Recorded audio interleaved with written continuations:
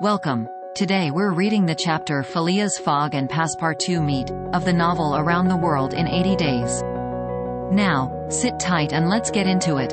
Mr. Phileas Fogg lived, in 1872, at number 7, Savile Row, Burlington Gardens, the house in which Sheridan died in 1814. He was one of the most noticeable members of the Reform Club, though he seemed always to avoid attracting attention.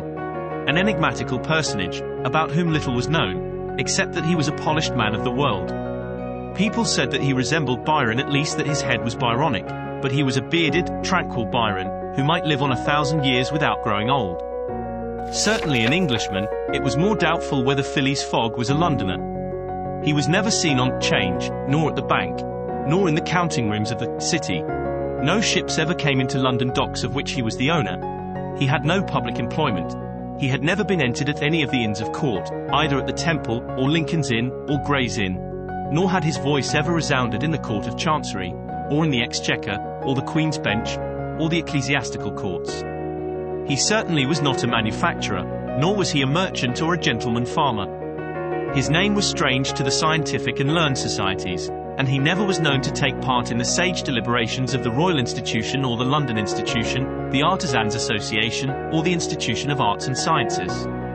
He belonged, in fact, to none of the numerous societies which swarm in the English capital, from the harmonic to that of the entomologists, founded mainly for the purpose of abolishing pernicious insects.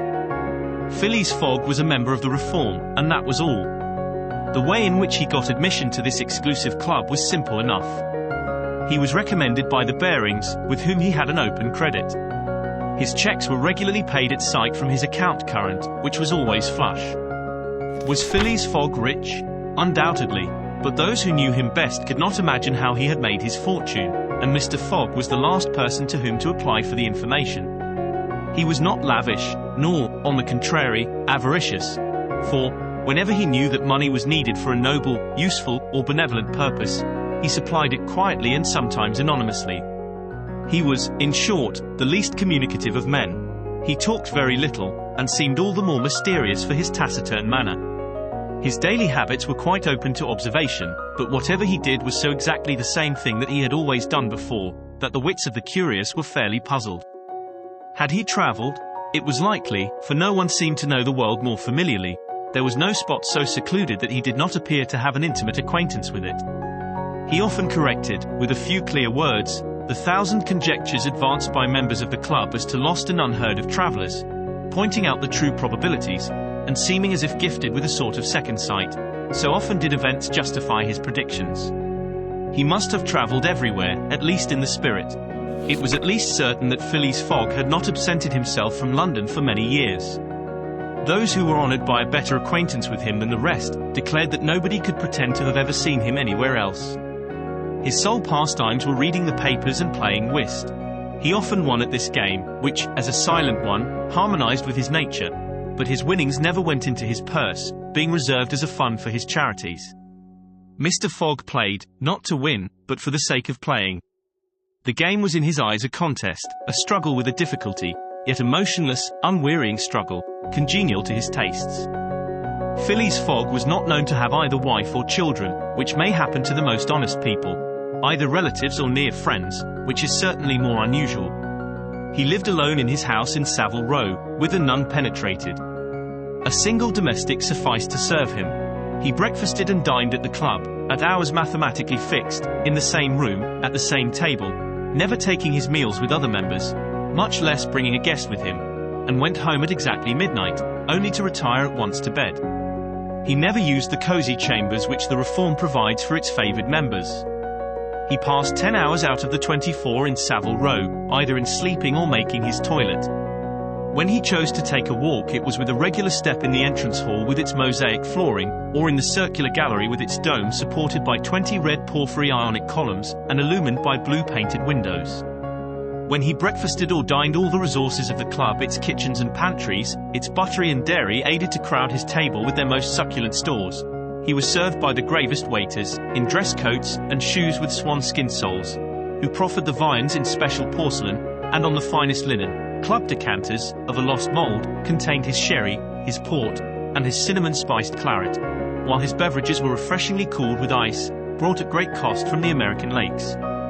If to live in this style is to be eccentric, it must be confessed that there is something good in eccentricity. The mansion in Savile Row, though not sumptuous, was exceedingly comfortable.